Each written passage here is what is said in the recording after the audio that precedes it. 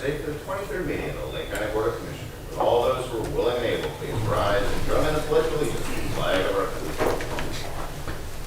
I pledge allegiance to the flag of the United States of America and to the republic for which it stands, one nation under God, indivisible, with liberty and justice for all.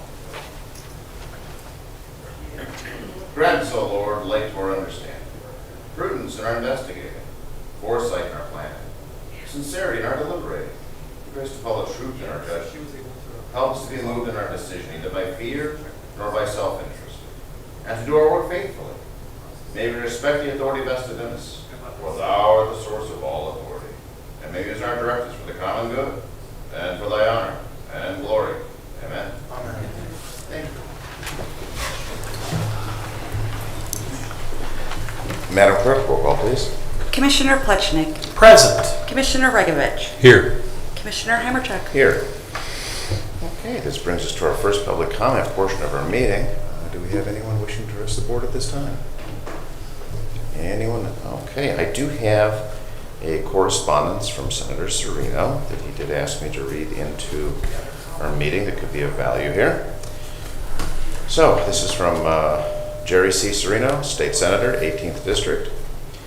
Dear President Hammercheck, I am writing to you in your capacity as President of the Lake County Board of Commissioners to summarize the Ohio Senate's omnibus budget bill, which has been passed, which has passed the Senate Finance Committee today and will be voted on in our committee chamber tomorrow at 10 a.m. That'd be today. As Vice Chair of the Finance and a member of the Senate leadership, I have worked hard to represent the interests of my home county as well as all the taxpayers in Ohio. Our budget, which will surely pass tomorrow, is historic in many respects. For example, there will be a total of $3.1 billion in tax relief in the form of income tax reductions, an extended sales tax holiday in August of 2024, open parenth, local taxing authorities will be made whole, close parenth, and a significant reduction in the commercial activities tax and elimination of any commercial activities tax for almost 90% of Ohio businesses. Additionally, we have funded public schools in a manner that most systems will see an increase, and we have also expanded school choice to afford parents the opportunity to seek education options that are in the best interest of their children. We have also supported the governor's economic development plans to set aside $1 billion to make key sites ready to attract new businesses in their expansion, such as Intel in Ohio. As Vice Chair of Finance, I pushed very hard to remove a provision that would have prohibited investment in rental housing in Ohio's opportunity zones. This will keep alive a number of large projects right here in Lake County. In addition to supporting K-12 education, we have also included my SB 83 Higher Education Enhancement Act in the budget bill. This is much needed reform for our universities and community colleges, which have not fostered an environment of diversity of thought and through academic freedom. The bill covers many areas within higher education. The centerpiece of the bill is that students and professors need to feel free to express their opinions, and that open debate of issues is fostered as displayed in the Chicago principles, which I believe have been adopted by our own Cleveland State. Continuing next page. Despite claims to the contrary, this legislation will not put conservative professors at risk, as numerous safeguards have been put in place. These safeguards to academic freedom have been reviewed by some of the best attorneys in the state, who, by the way, are licensed to practice law in the state of Ohio. Also in the budget is $3 million for the remediation of the Mentor Harbor project to assure public access to Lake Erie. Finally, we will also set aside $1 billion for early 2024 for qualified projects that did not fit into the operational budget this year. I look forward to working with the Lake County officials at all levels to identify those projects over the next few months. We have focused on reducing spending, returning money to taxpayers, and funding all necessary departments throughout the state. This bill is great for Ohio. Full details of our budget are available on the ohiosenate.gov website. We look forward to working with the House and Executive Branch on a final budget for the biennium by the end of the month. All the best for Lake County. Sincerely, Jerry C. Serino, State Senator, Ohio's 18th Senate District. And a companion document that the Board of Commissioners did send off to Senator Serino on or about June 6th was regarding amendment support for Northeast Ohio. Just to give a little more background, dear Senator Serino, as you're reviewing the state operating budget and in your position as Vice Chair of the Senate Finance Committee, there are several budget amendments that are of great interest to the Board of Lake County Commissioners, as we represent not only Lake County, but also the 5-county Northeast Ohio Area-Wide Coordinating Agency, open parenthesis, NOACA, close parenthesis, region, and Northeast Ohio throughout the County Commissioners Association of Ohio Northeast Region.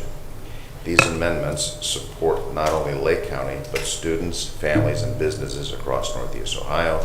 Some of these amendments are $5 million for critical repairs at the Bacon Road Pump Station in Painesville Township, $3.5 million for the Menor Harbor Erosion Mitigation Project, $1 million for the Alliance for working together to support their ongoing STEM education for students, and $635,000 for radio equipment and encryption technology for Lake County.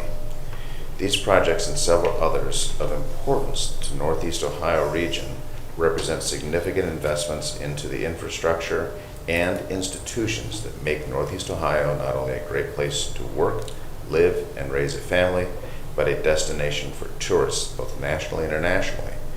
We ask you to help defend these critical investments as the budget makes its way through the Senate. And it has been signed by all 3 commissioners, myself, John Hamercheck, Commissioner John Plechnik, and Commissioner Rich Regovich.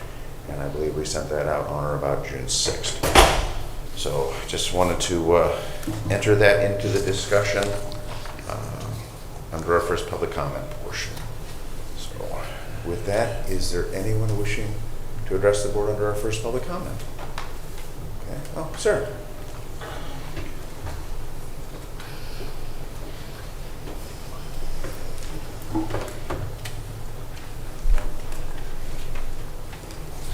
Good morning, sir. Good morning. I'm Chris Weiss from Leroy. A couple things I wanted to talk about. One is the where are we at with the roads and bridges in Leroy.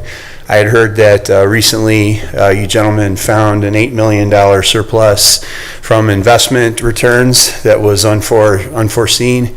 It would seem to me that the funds are available to proceed with the roads, and I'm sure Mr. Gills would like to get to work on that. I'm wondering if we can get 2 of you to vote yes to proceed with that. The other thing, in regards to the letter you just read, Commissioner Hamercheck, looks like you got Commissioner Plechnik covered with the conservative professors there. Good for you, getting that done. Well, Jerry and John are so tight. Yes. The one thing I want to comment about that letter, though, is this $3.5 million project up at the Menor Lagoons. So if I have my facts correctly, the actual wall is on property not owned, but in the district of Mentor on the lake. Yet the entire lagoons basically exists in Mentor. If my memory is correct, Mentor seized that the marina from the Osbornes a number of years ago because they felt they needed to, and since then they've operated it as a marina. People pay to have their boats there. I was a former member of the Menor Harbor Yacht Club, and although I'm not anymore, I can tell you there's a whole lot of rich people there. So instead of devoting $500,000 of the county's funds to get that done, I would be a proponent of, once again, getting Menor on the Lake to deed the property in question that needs work done over to the city of Mentor, and then let the city of Mentor collect that money from the boaters, okay? Because as much as boat is a noun, it's also an acronym. It means break out another 1,000. And I'm sure that the good boaters of Lake County, can maybe not drink so much for a summer, and collectively there's hundreds and hundreds of boat slips in there, plus the Mentor Harbor Yacht Club. You have very substantial citizens who are members there: Mark Small, Cleveland Construction, K&D Group, Doug Price. Those guys could stroke a check probably out of their slush fund for that. So I would very much be opposed as a citizen to basically putting $500,000 of the county's money into a project that benefits realistically only those boaters. That's not a commercial harbor. It's not a port of entry for commerce. It's a pleasure port and really nothing more. So those would be my comments on that. And so I would entertain if anyone wants to explain where we're at with the roads. I'd really like to know, when is this going to go forward? If I could just address the $8 million, I would not characterize that as found money. Okay.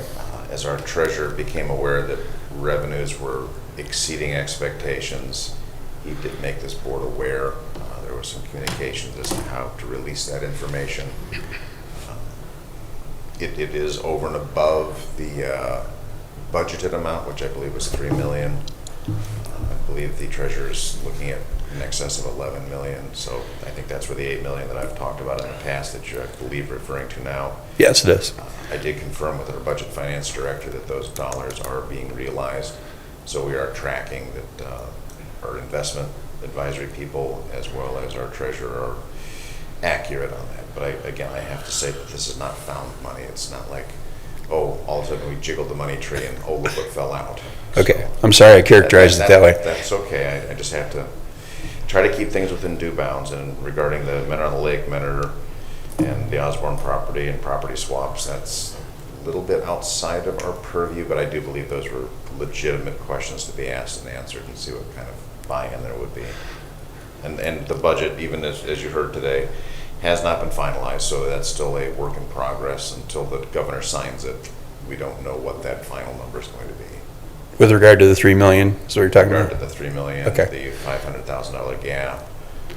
We also, I don't know if you heard in my list there, one of the projects that did not get funded was the $5 million for our water plant for armoring the shore. So that's a $5 million ouch that we're going to have to address probably within the next year, because that would have tremendous impact. And I'm pretty sure Randy doesn't want a $5 million hole in his budget. So. Unless, of course, you're feeling very generous, sir. You've got $5 million laying around that we don't know about. No. So the gist of it is, we can expect other things to fail that are going to have to be accounted for. Not just a jail, not just a couple of roads in Leroy, but, and that goes with running a county, I suppose. I've said it before, I'll say it again. We've never been in a stronger financial position, but we've never had more demands on those dollars in the history of Lake County. Okay. Yeah, there's a lot. Can we get one road fixed in Leroy? Just one? There's a lot of discussion. We have, I believe, an ordinance. Boy, I'm falling back on my old village days here. We have a resolution talking, I believe, Williams Road that we're going to be discussing. So Okay. I think Well, cool. that'd be the time and the place, sir. Thank you. Thanks for your time. Yep. Anyone else wishing to address the board? Mr. President, Sir. Uh-oh.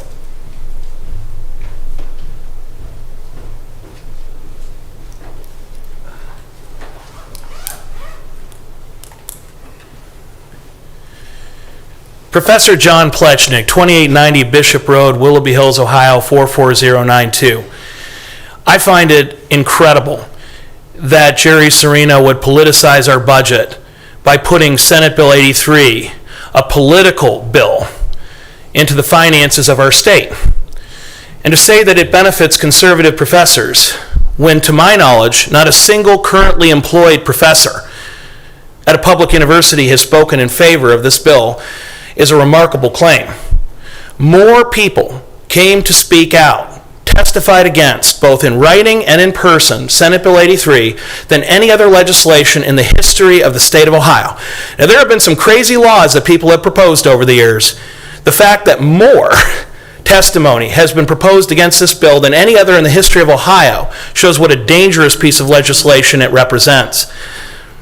Senate Bill 83 limits free speech. Senate Bill 83 endangers conservative professors and students, and perhaps of greatest concern to folks who aren't up to the day-to-day of higher education, it will promote grade inflation. To propose student evaluations as 50% of a teaching evaluation for a professor and to expect them to not cater to their students is just a remarkable overstep and misstep on the part of the state Senate. A remarkable overstep. And to come to us and say, your public school districts are being cut, with the exception of Kirtland and Fairport Harbor, and cut dramatically. To say that your county budgets like Bacon Road Project are out of the budget. But guess what? I've got this cockamamie education bill that I'm rolling into the budget. That is outrageous. I expect my state reps and senators to be representing me as a resident and to be taking care of our schools, our universities, our sewers, and our roads. I don't want to hear about their political opinions on universities. And to admit that Cleveland State has adopted the Chicago principles, to admit that we have the highest rating from FIRE, the Foundation for Individual Rights and Education for Free Speech, the green light rating, and then say my bill kind of does what you've already done, just admits that there is not a problem here. The problem is that we have legislators who are not doing their job. They're called representatives because they're here to represent us, not to come up with their own opinions and impose them on us. At the end of the day, if Jerry Serino wants a speech code, impose it on the state Senate. Don't impose it on every student and professor in all of Ohio. With respect, take care of Lake County.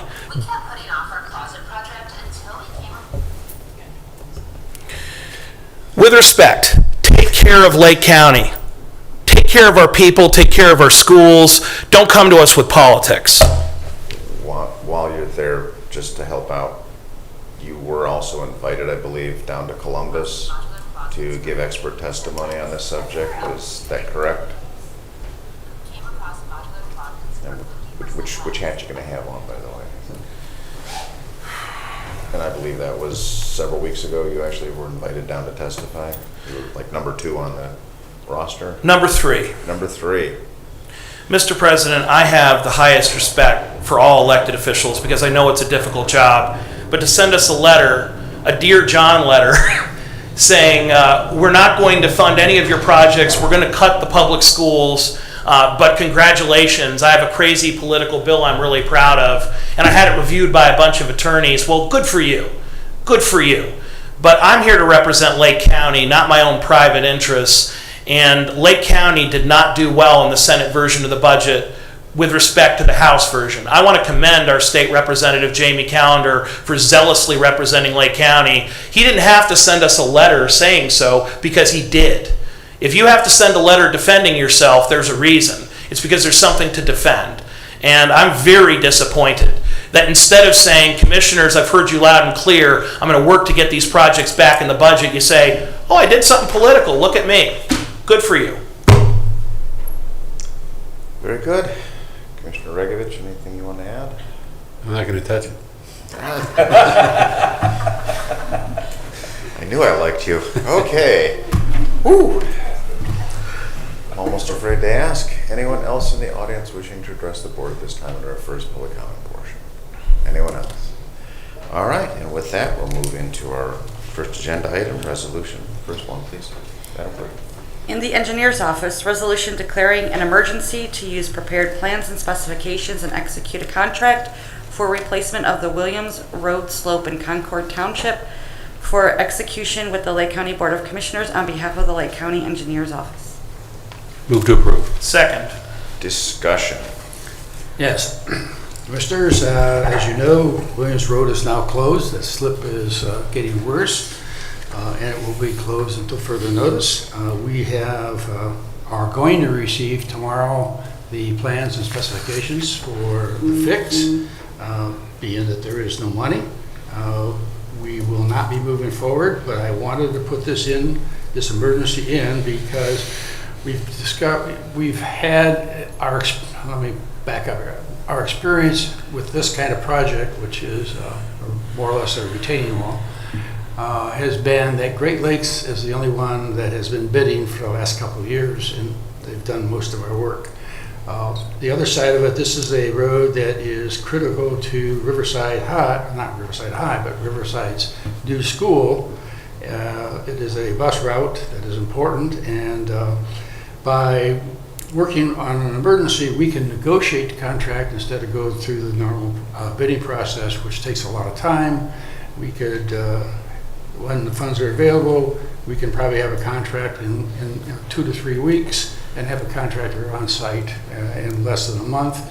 And this is probably only about a 2.5 month project, so that it'll be quick in, quick out, and we can move forward. So it'll enhance everybody.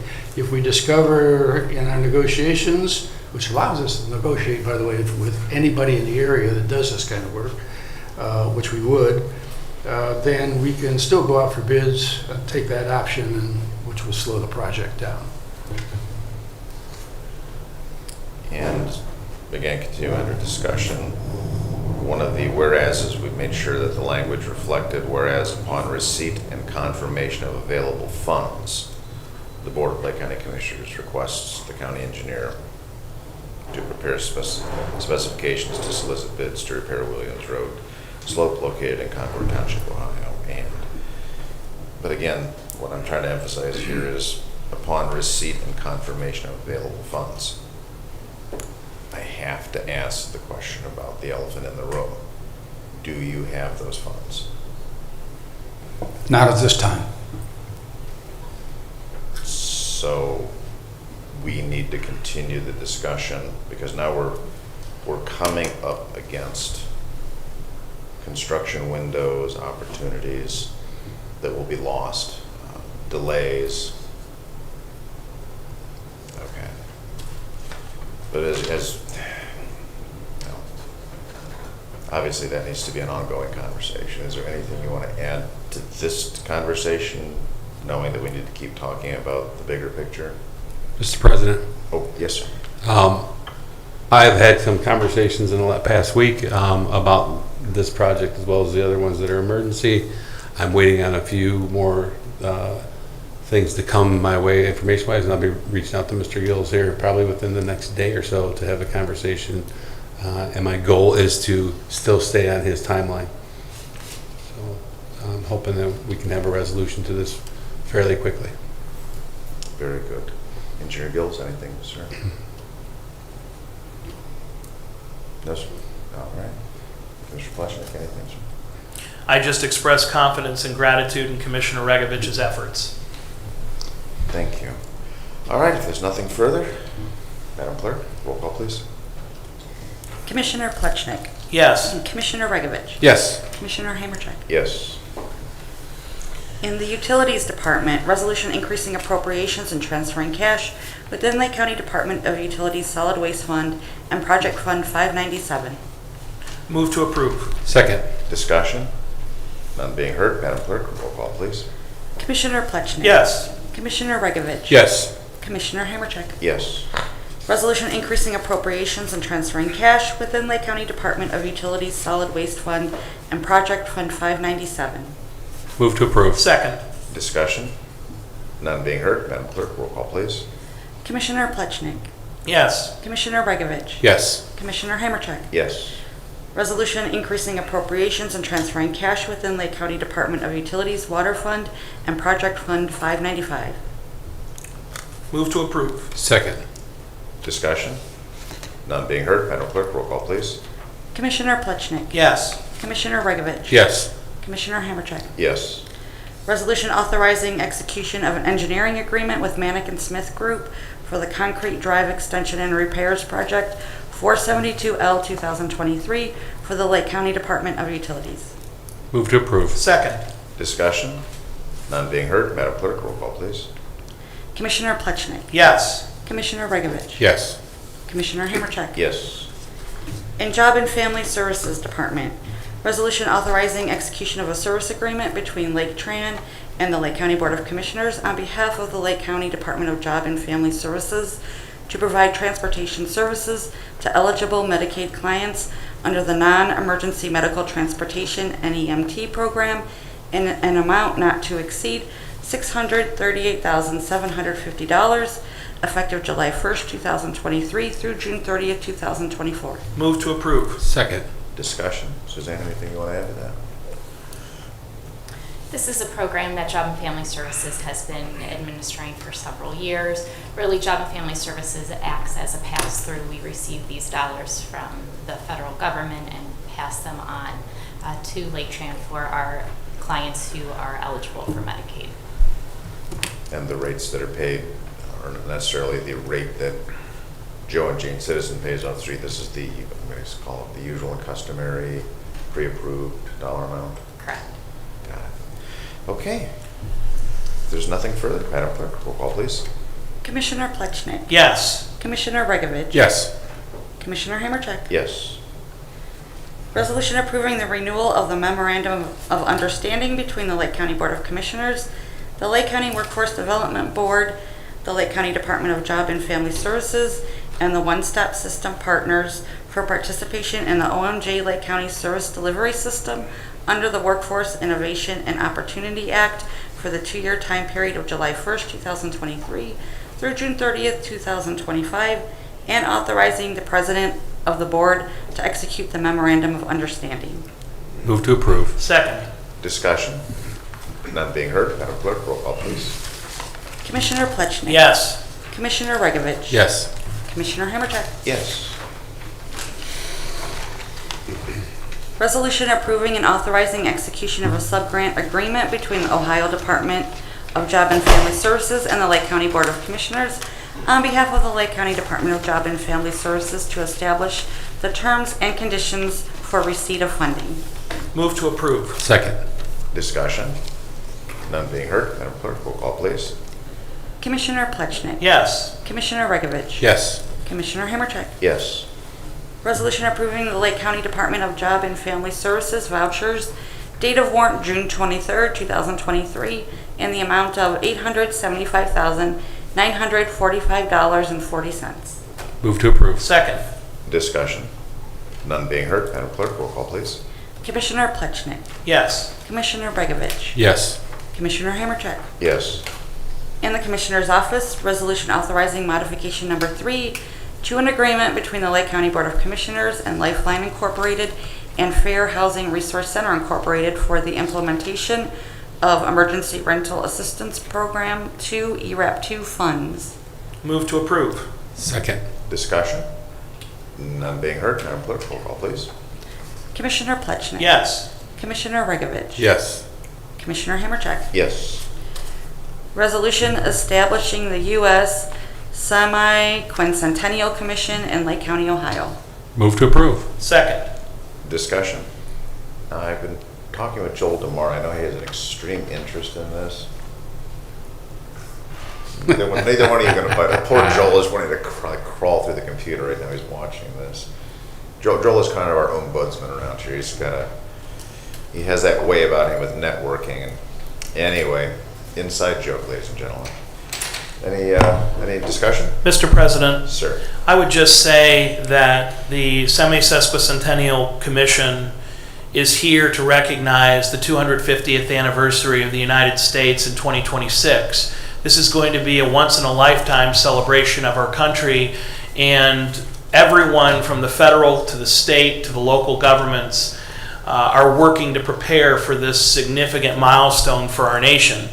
We're going to be kicking off our 250th celebrations this July 4th at the Paynesville Square, where we're going to be commemorating a new monument that morning to reflect, respect, and recognize all the Revolutionary War veterans who are buried here in Lake County. And that will be the kickoff of our 250 celebrations. But only the kickoff, because there are so many anniversaries that we're going to be celebrating between now and 1776 to 2026, ranging from the Boston Tea Party to the adoption of the Constitution. We'll have the opportunity to remember each of those milestones, and we want to celebrate together as a community. We want to coordinate with the townships and the cities and the villages to make sure that all residents are aware when one city or village is having a celebration, and we want to make sure that we don't schedule everything at the same time so that people can participate. And so this commission is going to be one of volunteers to plan for the great celebration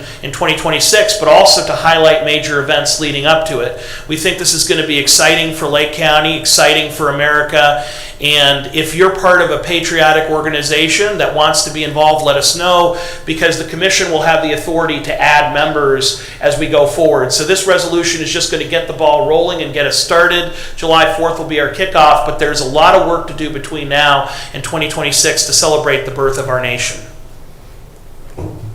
Professor, that was a mouthful, and you actually were able to pronounce say that again? Semi-quincentennial. What he said. And Jennifer actually rehearses these things before meetings, so. More inside baseball. Commissioner Regovich, anything you want to answer? No, I agree with Commissioner Pleshnik. This is an exciting time for the country and for Lake County, and I'm hoping that more kids get involved and know the struggle that we had to go through to become a country. So There you go. And by the time this is all done, we're all going to be able to say semi-quincentennial. Was I close? Very good, very good. So I am teachable. All right, before I dig any deeper on this, Madam Clerk, roll call. Commissioner Plechnik. Yes. Commissioner Regovich. yes, Commissioner Hammercheck. Yes, thank you. Resolution authorizing execution of a contract with Schindler Elevator Corporation procured through Sourcewell on behalf of the Lake County Department of Buildings and Grounds for modernization of elevator number 4 in the Lake County Jail in an amount not to exceed $496,620. Move to approve. second. Discussion. Jason, Sheriff, either you want to comment on that?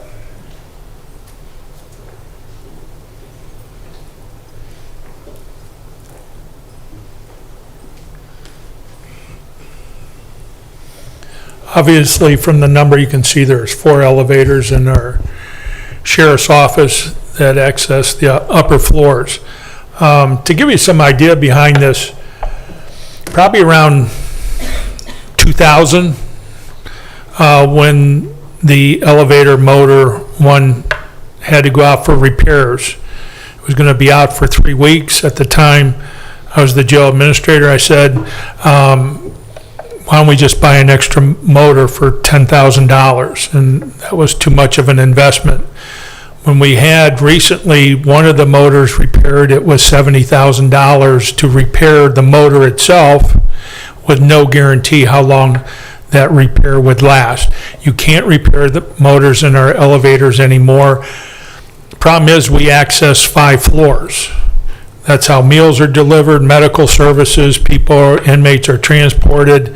Without these elevators, the last one that went down took about 3 months to repair. And we didn't even know when it went out for repairs whether that would be possible. We can't operate the jail without elevators, and there are only 2 elevators that access the upper floors of the jail itself. So that's why this elevator repair needs done, and we've done everything possible to try to make the jail elevators work. They're unserviceable at this part. Thank you, sir. Just one other comment. It shows you in terms of how costly delaying repairs grows each year. Reflection on the new jail project. Thank you, sir. All right, if there's nothing further, Madam Clerk, roll call, please. Commissioner Plechnik. Yes. Commissioner Regovich. Yes, Commissioner Hammercheck. Yes. In the Finance Department, resolution approving payment of bills as listed on the Commissioner's Approval Journal in the amount of $7,544,711.05. move to approve. Second. Discussion. None being heard, Madam Clerk, roll call, please. Commissioner Plechnik. Yes. Commissioner Regovich. Yes, Commissioner Hammercheck. Yes. Resolution approving purchase orders as listed on the Commissioner's Purchase Order Approval Journal in the amount of $5,665,788 $693.59. Move to approve. Second. Discussion? None being heard, Madam Clerk, roll call, please. Commissioner Plechnik. Yes. Commissioner Regovich. Yes. Commissioner Hammercheck. Yes. Resolution increasing appropriations for various non-general fund accounts. Move to approve. Second. Discussion? None being heard, Madam Clerk, roll call, please. Commissioner Plechnik. Yes. Commissioner Regovich. Yes. Commissioner Hammercheck. Yes. Resolution transferring appropriations within various general and non-general fund accounts. Move to approve. Second. Discussion? None being heard, Madam Clerk, roll call, please. Commissioner Plechnik. Yes. Commissioner Regovich. Yes. Commissioner Hammercheck. Yes. Moving on to departmental reports, utilities. No report today. Thank you, sir. Job and Family Services. Couple of things today, Commissioner. Thank you. I wanted to remind everyone that today, June 15th, is World Elder Abuse Awareness Day. Thank you to everyone in the room who has worn purple today. Purple is the color designated to raise awareness about elder abuse. As I mentioned last week, we know that this is a real problem in Lake County.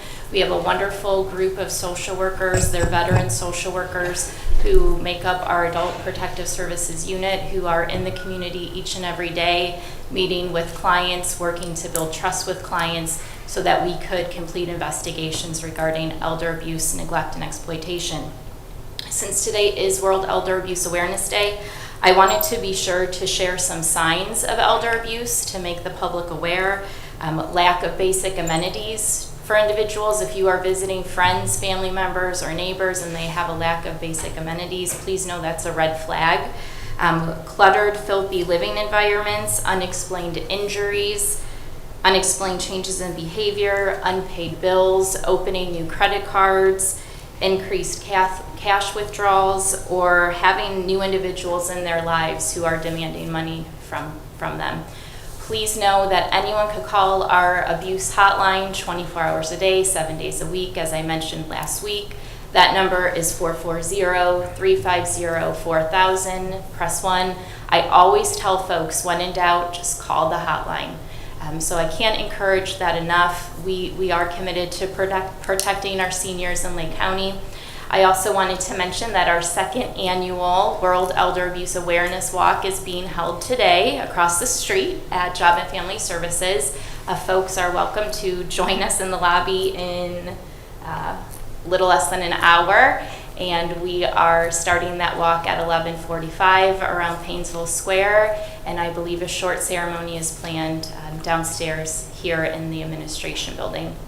So that was the first thing I wanted to mention.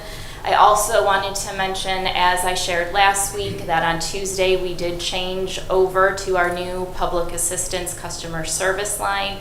So for those individuals in the community receiving benefits such as cash, SNAP, and Medicaid, please call the new number, which is 1-844-640-OHIO. The first couple of days have been going okay. I've been checking in with staff quite frequently. I think it's going to be an adjustment for everyone, clients who are used to calling the old number as well as our staff. But overall, I think we are managing the new changes very well. Thank you. Thank you, ma'am. Anything for Job and Family Services? All right. Moving on, County Administrator. Nothing? No reports, sir? Thank you. And Madam Clerk. Yes, I wanted to mention that the next Commissioners meeting is going to be Thursday, June 22nd at 10 a.m. and also that the county offices will be closed on Monday, June 19th in observance of Juneteenth. Very good. Thank you. Legal. No reports, Commissioner. Thank you, sir. County Engineer Jim Gills. Yeah, I have a report on the situation on the Sanctuary Bridge. Excuse me.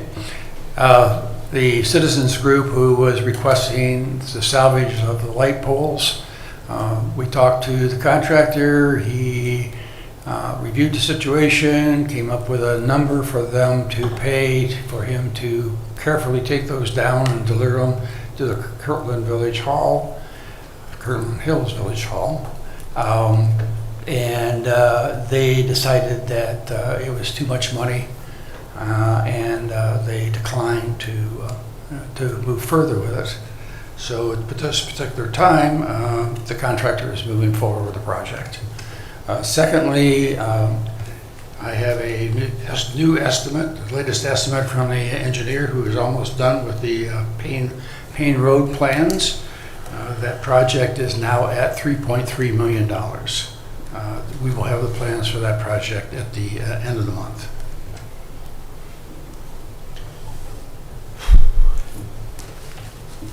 So funding continues to be at the heart of a lot of these discussions.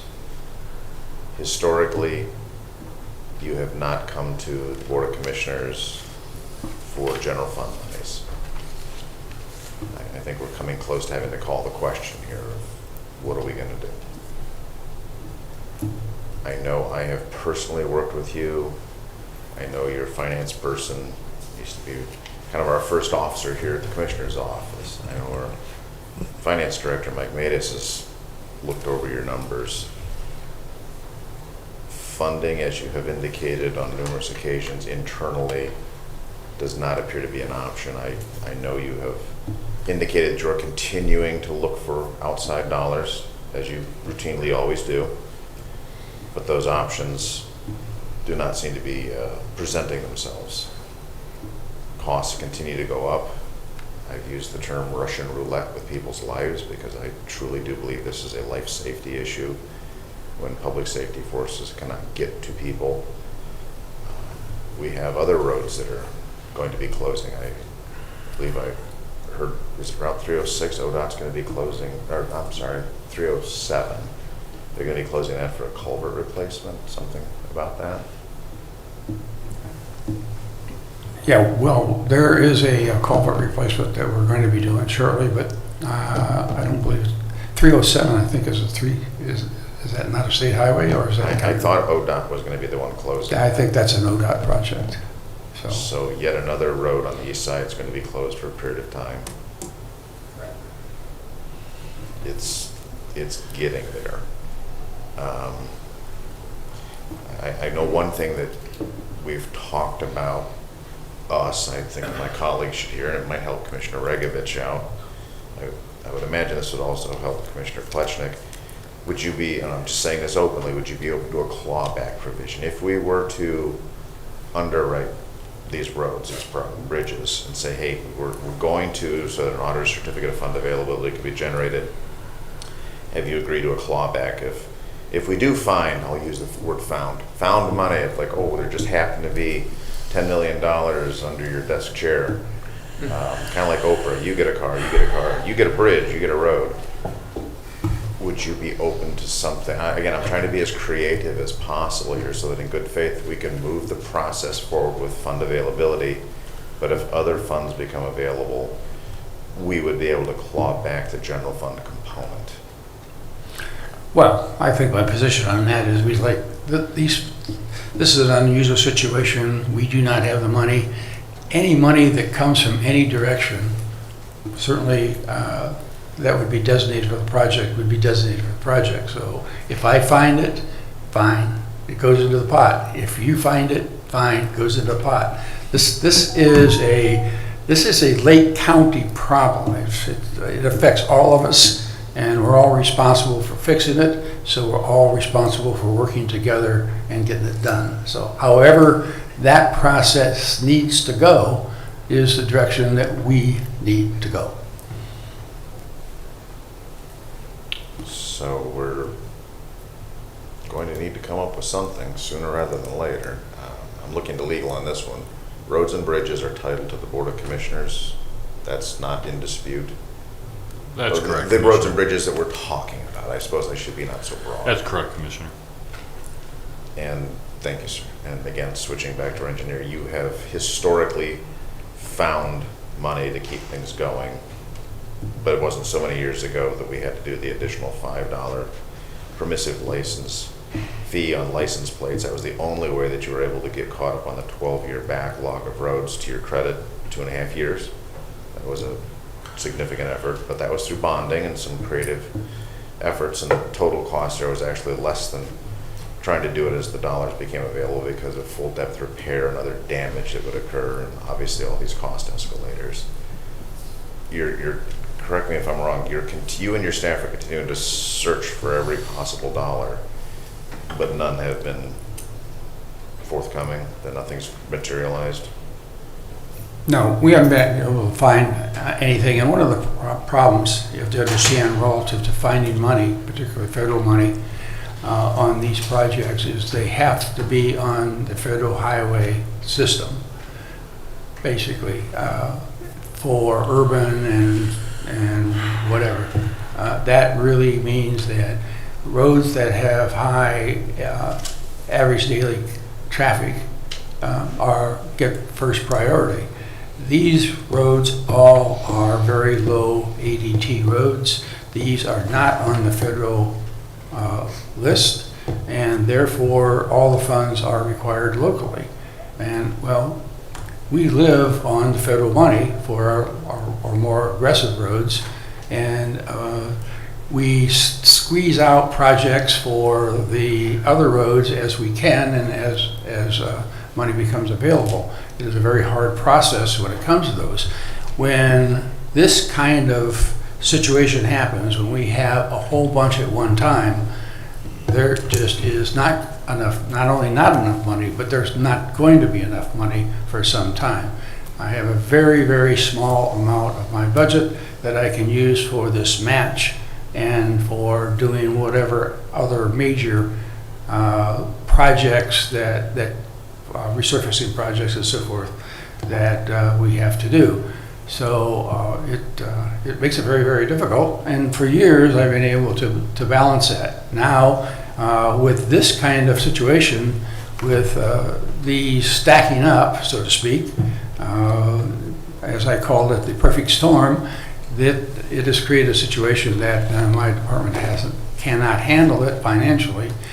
And the other side of the whole thing is that with the sharp increase in inflation over the last 2 years, cost for this kind of work has gone out of sight. And the typical example was the Madison Avenue wall. The first phase of that, the first thing on that, when we had that slip, that project, that portion, 80 feet of wall on that was well over $1 million. That was the first time. The second time we had a slip, that was $1.1 million. So we've spent $2.2 million in less than a year on Madison Avenue out of my budget. That was all the money I had available to squeeze out of the various areas under the bed and behind a picture frame and so forth, that I had stuck a little money for an emergency situation. That was definitely an emergency situation that had to be fixed, because if that wall comes down, not only the road goes, but you lose a house or two. And that Madison Avenue wall is still got problems, and at any time more of it can go. Now, again, the nice thing about that thing, well, I don't know if it's nice or not, but the available thing about that, and from a financing standpoint, is the Corps has a program which we are moving through, but it takes 4 or 5 years for this whole thing to get done, moving up through their various steps. And so the good news on that, we are being looked on favorably for funding. So that process has started. Hopefully the wall will stay as long as it takes for us to get that funding and move forward. But remember, that's still a $4 or $5 million project. At this time, 4 or 5 years down the road, it's probably going to be 6. It's a 35-65 cost sharing. So just do the math, 35% of 5 or 6, however you want to do it, is still about $2 million plus. So at that time, under the present budget that I have and the income that I have from the state, we will not be able to fund that project. Thank you, sir. Okay, anything further for our engineer? All right, moving on to old business. Do we have any old business to come before the board? Any old business? Mr. President, Sir. I would just repeat that the state budget is very serious to our local governments and our local communities, because the burden of our tax dollars are allocated local, state, federal, as we've been discussing. And the massive cuts that have been proposed to local public schools will likely result in more levies. When you see more levies on the ballot, you will know why, if this Senate budget is passed the way it's proposed. We need to have representatives that aggressively fight for our interests, because if we're being left out of the state budget, those dollars are going to have to be made up with locally. And so many of us don't have children in public schools. I understand that, but it's still a serious issue when $1 million+ is being cut from the Willoughby East Lake Public Schools allocation. That's in addition to projects like Bacon Road, which will be a $5 million hit to Lake County. This project has to be done one way or the other. We need clean water and sewer.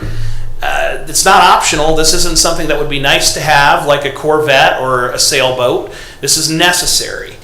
And one way or the other, it's going to get done, but it shouldn't be entirely on the backs of local taxpayers. The system is set up for our representatives to go to Columbus and lobby hard and push hard for our local communities.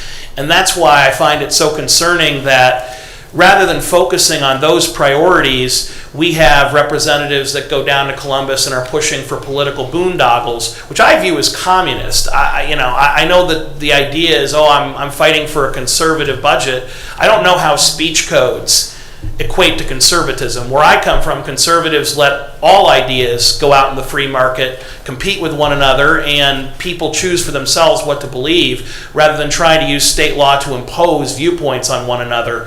But be that as it may, that has nothing to do with the budget. The budget should be about Lake County and the other areas that our representatives are elected from. It should be about our priorities, because ultimately they're supposed to work for us. That's why I find this letter to be so offensive. To say I got a bunch of attorneys to review some policy that has nothing to do with the budget, so you guys should be happy. I mean, even if I agreed with Senate Bill 83, which I think I've made clear for the record, I do not. I wouldn't say, good for you, you wrecked the budget, but you slipped this in there. I'd say these are two completely separate issues. Why are you mixing the two? Where's your focus on local priorities? I'm very concerned that if this budget passes as proposed, I'm very concerned that it's going to result in higher taxes on Lake County residents, and in this time of historic inflation, that's unacceptable. We need more, not less help from the state of Ohio, which is experiencing a historic surplus. They have the resources, and I'm concerned that other counties are being remembered and we're going to be forgotten. I want the House budget. I want Representative Calendar's proposals that fund our projects, take care of our schools, and have reflections of the requests that the mayors, the commissioners, that the local elected officials have made. I want our input and say in the state budget. I don't want to hear from Columbus. Columbus needs to hear from us. And please.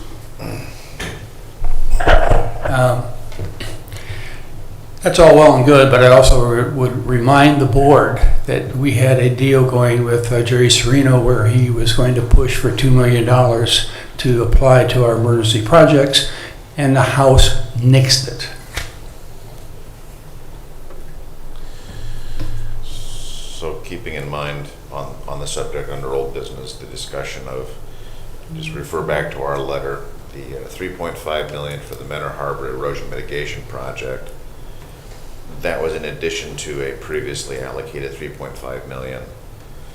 The local match of $500,000 puts all that at risk. If we as a board cannot come up with that, if the city of Menor or Menor on the Lake cannot work something out, and the reason that I say we as a board of commissioners, our Port Authority, our Lake Economic Development Authority, as they're now called, they are the economic development arm of this Board of Commissioners. The Board of Commissioners created them. They work on our behalf to do economic development activities within Lake County. They are the ones that have the lease on the land, so that you've got one clearinghouse, and we are a significant funder to that group. So some way, somehow, we need to also reconcile, if this gets, as Commissioner Pleshnik pointed out, if this gets approved, as suggested by the Senate, there's another $500,000, and in a clear conscience, how am I gonna look somebody who's on a road that is closed, or a bridge that is closed on that road, and say, I'm sorry, but I had to fix the harbor entrance? I would have a very difficult time doing that. So there's a lot of things we're gonna have to be working through, and as I indicated to our engineer, I think this is something we're gonna have to get serious about. We've gotta call the question of how are we gonna pay for this? And we can't just keep talking it through. There's gotta be numbers, there's gotta be sustainability. And we're up against losing construction time. You know, the longer we delay, we're gonna be losing the ability to actually put a shovel in the ground. And I appreciate people wanting to try to, as King Solomon, split the baby. We don't have to pick one project. They're all priority projects. I'm not going to sit here and decide who lives and who dies. We have the means to do this. I suggest we cinch up the belt, get serious, and figure out how we're going to do this. If there's something that we find later on, we can put all kinds of legal terms in, like clawbacks and other activities, and guaranteeing that this could never happen again. But that being said, we have serious issues before us today. So I just want to keep that in perspective. If there's no other old business, I'd like to move on to new business. Any new business? Do we have any new business? All right, hearing none. Second public comment portion. I was going to say, Mr. Massey, you're here. I'm looking right at you this time. So put you on music. Go ahead. Poor Mr. Massey. I caught him by surprise there. John Music, 45 Coventry Drive, Painesville Township. I just want to thank the sheriff and his department, Captain Brooks over there at the jail, for working through all these obstacles over these has. I remember being spoken that they had to put tapes up because things were falling off the jail and the wind was windy and all this stuff. And then you have an elevator. People, oh, it's an elevator. Well, like he said, some only go up to the upper floors, 2 of them. And I want to thank him for working through these problems. In my opinion, that jail should have been fixed years ago. And the thing about it is, it's just like, and we never know all the additional work is done. Oh, it's just an elevator. Well, go over there and work and see what it is like to only have one elevator goes to that floor. You talk about emergencies. Thank God we haven't had an emergency over there where you needed all the elevators in the building. So anyhow, I just want to thank him and his department, Captain Brooks and Chief Deputy Izzo over there. Just thank them for what they're doing, you know. And to me, what really bothers me in regards to, just like when Riverside was saying the other day, that they're going to have to start looking for more money because they're going to be running out in the next couple of years and so forth, you know. And as we all know, that'll fall back on the taxpayers. And you know, just like now, credit card debt is well over $1.5 trillion on credit cards. Like the finance people, they say, oh, people are buying, but they're not paying for it. And the thing about it is, you know, people says, oh, we got more money. It's like the county. Oh, we've got better financial shape than ever. But just like, hey, go buy a cup of coffee. It cost you $1. Used to cost you $1, now it's $1.75. I'm still getting the same cup of coffee, but I'm paying more for it. And besides food, there's more sales tax. So it's costing the people more to buy the same thing. And sure, they keep saying, you know, I always say when they give these financial reports, tell me the number of transactions there are. Just like all 3 of them over here, it's costing, everything they do costs more money. But bottom line is they only still got 3 things done. Same thing when you go grocery shopping. So many people have told me, I used to spend $30, now it's $80, and I don't buy anything different than I did back then. So I'm just saying, just think about the people, but I support that jail 100%. We got to give law enforcement the tools they need to do their job. And we talk about catastrophic events. You can just imagine what could happen. Hopefully those things will never happen again. But the thing about it is, we've got to be more proactive and get things done. I mean, we can talk for years about them, but nothing ever gets done. So I just want you to think that the Sheriff's Department and think of the taxpayers. Like I said, good stewards, definition of steward is being responsible for something that doesn't belong to you. These tax dollars do not belong to you. They belong to the taxpayers of this county. Thank you. Thank you, sir. Mr. Massey?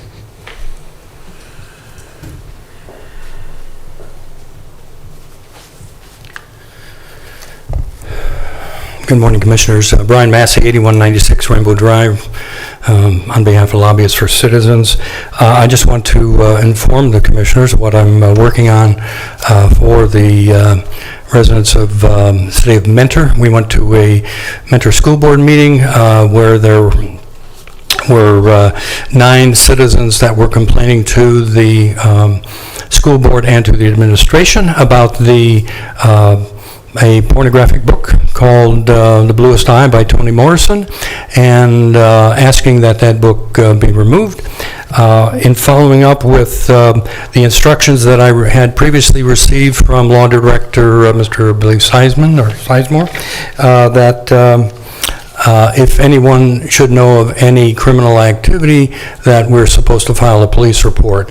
I have, yesterday I did file a police report with the City of Mentor Police Department. I spoke to a very nice officer, Mr. Greco. He's very kind, very professional. And I will continue to let the commissioners know of the progress. I do have copies for the commissioners and for the prosecutor's office. But this is an issue that is sort of the line in the sand for me, as I've mentioned before to you. Thank you very much. Thank you, sir. Anyone else wishing to address? Sir? Sorry, Matt. Morning, Commissioners. Good morning, sir. John Mara, 39 Minnewawa Drive, Timberlake. Just want to talk about our favorite coordinating agency, NOACA. I was not able to bring up all the points at the last meeting because the format kind of changed. What they did was they allowed for more speakers and more time. Unfortunately, we had less speakers. We only had 5 speakers. They allowed 30 speakers for 2 minutes each for an hour total on the first session, and then they'd have a second public portion where they would allow them to speak, but only if there was time available if the meeting ended before 1 p.m. Well, on the first portion, there were only 5 speakers this time around, which means we only had 2 minutes to speak. Now, they graciously gave us extra time because of the new change. However, I thought I would have a couple more minutes afterwards to speak, and I wasn't able to bring up all my points. So I would suggest maybe, I know we had a unique situation back in February or January, that was, where we had a lot of speakers, and not everyone was able to give their opinion. And I think maybe if we go revisit that again and maybe allow for the 3 minutes again, and then if we go over so many speakers, then again, we can basically reduce that down or think of some other way. But again, when we don't have those situations where we have that many speakers, we should allow the few that are there. Because again, like me, I represent a lot of people. I'll go there and I'll just speak on behalf of many people with the same concerns, but not everyone can come there and say their opinion. And I had just more than one thing to say. I only brought up basically the charging stations, which I have a lot of concerns over. I mean, I was at the Drive Ohio yesterday, which was sponsored by NOACA, and they gave us a briefing on what's going on with the charging stations and how they're going to be putting them and the accessibility and so forth. And there are a lot of concerns that were brought up because a lot of the charging stations that have been installed already, there's been a lot of maintenance issues. There's a lot of the EV drivers that were there, they'll pull up to a driving station and they're inoperable. They need maintenance and repairs. I know that they brought up the fact that they're going to have a 5-year contract with them as far as the maintenance and so forth. But then again, we're talking about we're taking federal dollars, we're buying these units and giving them pretty much to these businesses. And then we're expecting them to maintain these things for 5 years. Now, I've been a businessman my whole life, and, I didn't do anything unless I made a profit. And again, these businesses are going to have to make a profit. Now, you've got these large companies like Sheetz and Walmart that are installing them. They could absorb the cost for that, and actually it'll increase their business because the longer people are in the stores, the more they'll shop. But for the small businesses that basically are wanting these charging stations, it was brought up, first of all, they're not even in the equation because they have more demand on charging stations than they have availability and dollars to be spent. And then they also said, well, we'll submit the smaller companies to install them. But then again, not all of them are going to qualify. And then again, of course, these will help out these businesses. But then again, how is it going to help out the other, how is it equal in all people? Again, they're only at certain places, and then only EV drivers can have it. And there was another problem they had was the plugs. I think 35-40% of the cars, EVs out there are Teslas, and the Tesla plug does not work with the other standard EV plugs. And the charging level 2 stations that NOACA put in, they're going to be putting in 40 areas, and those are going to be all level 2. Well, those level 2 take about an hour to get 20 miles of range on an average. And again, depending on the vehicle, you can get more or less. But either way, someone has to sit there for an hour. Now, if they're at a small business, how long does it take to pick up a few items and shop? Another thing was brought up that we're taking federal dollars and basically buying these stations and providing it for them. But at these locations, some of them aren't open 24/7. What if someone has to charge their EV and has to use the restroom, and the restroom's closed? And then they're trying to putting them at places where they're accessible 24/7, but not every place where they're installing these have the amenities. I see some places like at civil centers and so forth. I mean, in municipal centers, that's great for people who are there during the day. But then again, once these things are taken, it's not like a gas station where you go there, you fill up and you go. 3 to 5 minutes, you're in and out. These are basically, anytime someone plugs into this thing, we're talking about, half hour, an hour, depending on how much you want to charge. So basically, that's going to be tied up for a while. And, they want to put these in. I understand all that. But again, I don't see the equality and equity in all this. And again, we're giving these businesses these units, and then after 5 years, the other question was, what are they going to do with them after 5 years? Who's going to replace them when they become obsolete? Now I hear, again, if they're going to change the plugs, they're going to have to change the plugs on all the ones they've installed already. That's going to be another issue we have. And then the vehicles that are adapting onto them, whether or not, so that they can use the Tesla chargers. Because one of the other concerns is people just can't go where they want to go and find an EV station that's even functional sometimes. Now, it may show there's one there, but then they pull up to it and it's broken. So those are a lot of questions. And then again, I'm still trying to understand the logic behind the charging stations and how they basically reduce CO2. I mean, it's really mind-boggling, the amount of money that we're spending on these projects. It just doesn't make sense. And basically, last thing I want to say is that I was watching the Drive Ohio video, and basically they're relying on new modes of, this is a quote by the way, they're relying on new modes of transportation that have not been invented or truly imagined yet. So I mean, this is what we're paying for. We're paying for something they don't even know what we're going to get, or even that's been invented yet. So again, a lot of concerns I have, and there's a disproportion of the monies going out. At the last board meeting, all the other 4 counties, or all the 5 counties were represented equally. They were all there sitting at the same amount of time and so forth. But at the end of the day, Cuyahoga County gets more money. Out of the $1 million that they portioned out, they got $600,000 of it. And again, it was based on the pollution, not population. One of the mayors brought up the fact that why aren't we basing that number on population, where then, of course, Cuyahoga County, we get a little less money there. And basically, what we're doing is we're rewarding the greater the pollutant of CO2, basically the more money they get, and that's what's happening with Cuyahoga County. And I feel that there's a disproportionate amount of money being given to the other 4 counties. And again, I think as far as comparison, we're different. I mean, we're just like night and day with Cuyahoga County. We have a different area, different needs. And again, they have all the industry. They're producing all the CO2 and pollution, and it's all blowing our way. And again, we're suffering for that. So, but thank you for listening, and I'll be attending tomorrow's subcommittee meetings also, and again, expressing some of these concerns regarding this, and also some of the other air quality and water quality plans they have. So, thank you. Thank you. And just hold that thought, ma'am. So, Mayor, and I'm emphasizing Mayor, if I could just respond to that. And when you mentioned that there was not enough time, and you said they gave you more time, I'm sure you meant I, John Hamercheck, as president of NOACA, gave you more time. Yes, thank you. I don't want you to think that I gave you the hometown advantage. You're one of our mayors. You're now a regular attender here. I consider you to be a friend. I would have extended that same courtesy to anyone. It was made abundantly clear at that time we were not going to be strict on the time. Our legal counsel said we could do that as long as we stayed within that 1 hour window. The 5 speakers were given extra time. Say what's on your mind. And the reason I say mayor, because I'm going to get to why I'm emphasizing government here, because doggone it, you should know better. I'm getting a little forewarning. You know, our meeting went on till 2. It was scheduled to end at 1. We were actually losing board members because they had other commitments they needed to get to. We came danger close to not having quorum. We can't budget time where we start losing board members. You know, if you have something to say, get it right up front, put your priorities there. You can't count on the meeting going quickly. I think you saw a spirited debate where Geauga Lake, Lorraine, and Medina counties stuck together. There was a ostensibly benign request for an amendment on the part of the City of Cleveland that Cuyahoga County was backing, that it went from they didn't want to be locked into something, and I believe I said, I just don't want us to be locked out.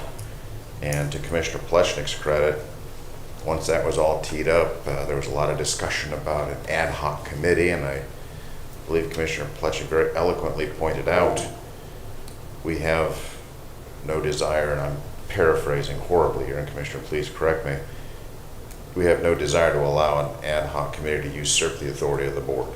This would have been staff as it was being proposed that could alter what projects are going to be engaged, which would have locked out Lake, Geauga, Lorraine, Medina counties, because Cuyahoga County and the City of Cleveland do have very large staffs. People who specialize in looking for notices of funding opportunity. They call them NOFOs. So if you listen to any of our meetings and you hear people talk about a NOFO, that's a notice of funding opportunity. Well, needless to say, we all stuck together. We pushed back on the issue. And again, Commissioner Plechnik was very eloquent in his summing things up. And we had our vote, and we proceeded as discussed. If there needs to be amendments or changes that impact a specific county or a city, that's on them. But if it has an impact or ripple effect to everybody, that's the problem. You know, you talk about the EV charging stations, and this is why I'm pointing out, Mayor, you know when monies are being issued for a specific purpose, they cannot be used elsewhere. The funds can only be used for the purpose for which they were made available. Even if NOACA wanted to redirect the EV charging funds to some other purpose, legally we could not do that. And you know, in this discussion about why, by the way, it was not Cuyahoga County, it was the City of Cleveland that's going to be receiving $600,000 of that $1 million. It's because we're going to be tasking them with doing the work. They are going to be the ones who are going to say, hey guys, here's a boatload of information you need to put together, and they're going to be paid for that. But the checks and the balances on that is all of the input. And I think you heard where we've extended this out at least another 6 months, and we've made it abundantly clear that there will be input from all sides. Yeah, and I believe even at our press conference, we made it clear that the information that we're looking for is not just what we agree on or agree to. We want to hear everything, and we want to find ways to incorporate that. So there's a lot of checks and balances, and now this is one that I think you and I are really going to agree on, you know, the reduction of CO2 through electric vehicles. I know this might be a gross oversimplification, but you know how you can't even buy so much as a bag of potato chips without a little label that says it's this many calories and here are the ingredients? I think there's electric vehicle salesmen that are going to probably want to commit suicide when I say this, but you know what? Maybe each vehicle should have a little sticker on that says, this is the entire carbon footprint of this vehicle, from its creation through its operation. You're going to find, wow, there's a lot of energy goes into creating those batteries, the cars, the same forging that goes into the frames and body parts. It doesn't care. The energy is still being consumed. So, and tires are tires. So just, you know, all these little nuances. And electricity, and I'm going to beat this drum, electricity does not come from the wall. I still love to tell that story where I actually had a clearly well-educated, well-reasoned individual who thought electricity came from the wall. And that was pretty tough. I could go into more there, but I don't want to bore you. But all I can say is, sir, when you go to these meetings and you want to speak, get your key stuff up front, because I can't guarantee that the meeting's not going to go past our end time. and I have to emphasize, and I hear this over and over and over again about using monies other ways. Can't do that. We can't do that. There's no legal way to do that. So, thank you. I just wanted to address those because I'm not going to have that opportunity at NOAC, or I'm going to have everybody sit there all day long. Ma'am, you've been so patient. Thank you. You're next up, ma'am. Thank you. If you could, your name and address for the record, please. I'm Gilda Spencer. I'm sorry, if you could, on microphone there. Oh, okay. Thank you, ma'am. I'm coming.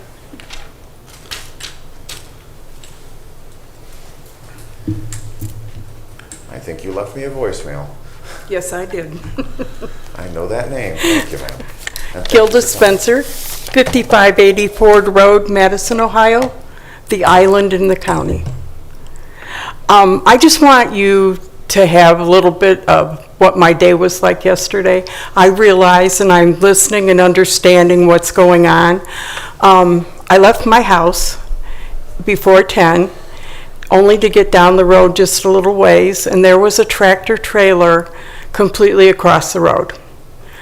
And very nice of the county to come and clean my ditches, but because of that, you couldn't get around him. So we waited for almost an hour and a half. I called the Madison Police Department because we have S-curves on the road, and as you're coming up, you're like 100 feet and that truck's there. And it's a low boy, so it's hard to see. So when I called, the lady at the township told me that they would have to wait till we had an available unit. Okay. All right, I can deal with that. So I was kind of worried because of the way where it was sitting, so I called the sheriff's department. Much to my surprise, because I live in Madison Township and I have my own police department, they won't come out.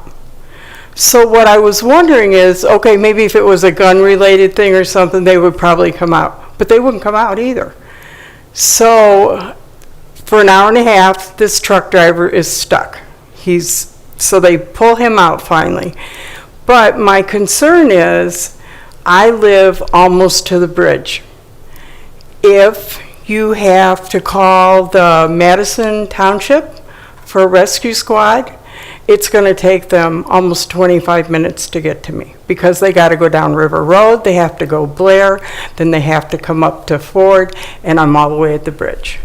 If you call Leroy, and it's on their website, they have one 24-hour fireman or paramedic, I don't know which he is. Everybody else is volunteer. So if they're going to come to me, they have to go down all the back roads in Taylor Road because Payne Hill's closed. So Thompson is the other one that's close to me. They're all volunteer. They're going to be longer than that. And I don't know if you've ever been out on our roads, but if you take Trask and you go to Clay Street or Mosley, when you get into Geauga County in their winter, their roads are great. You stay in Lake County and you go those ways, it's hard to get through. So my grandson goes to Madison schools. He is out at Auburn, and from October until school was out, we drove him every day and picked him up every day because Madison wouldn't supply a bus. There are other families out there besides me with little kids, with babies, and they're putting those babies in the car every morning and driving to school. So we asked, Riverside comes a half mile from my house. So we asked if we could catch the Auburn bus there. Nope, couldn't do it. So, okay, so we drive him, and so I've called the school and asking them what are they going to do about next year or the year after, and so I have not heard back from them. So then when I called the township, and I'm not pointing fingers, I'm just trying for you to understand what we're hearing. That the reason that our road isn't being fixed, it wasn't so much the money, it's the bickering. And everybody who doesn't want to do this or somebody doesn't want to do that. I'm not really a political person, but I could become one if this doesn't kind of mellow out somewhere. I just want straight answers. I just want to know what's going to happen. I was very disappointed that Mr. Gills left because you can call there and all you get is poor Tracy. And Tracy's gotten the blunt of a lot of people out there, including myself. I'm not saying that, but it's very, very frustrating. So that was my day yesterday, and I just wanted to share that. Thank you, Madam. Just to give you a little background, the reason why this side of the room leaves when we get to second public comment, that was about 2 years ago decided by the board to kind of cut them loose when we get to that. Okay. Just to give you a little bit of background. Okay, thank you. Thank you, ma'am. Anyone else wishing to address the board at this time? Anyone, sir?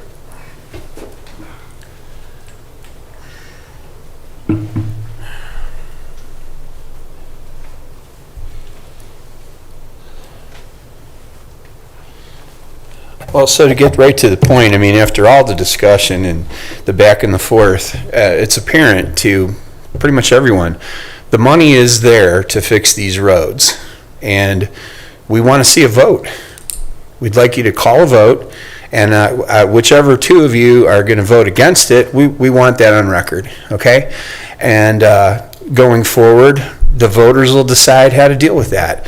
We have 3 townships that are affected, actually more than that when you take into account mutual aid from Thompson. You have the funds, you just are unwilling to even call the vote to move forward, okay? People have asked you, can you fix one road?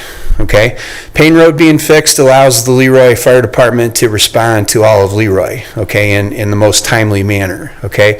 But, the larger issue is that you gentlemen if you want to remain commissioners, you just need to get right with the fact that things are going to come up that are, beyond Jim Gill's control, okay? Our infrastructure throughout this entire country is in a shambles, okay? Roads and bridges being one of them.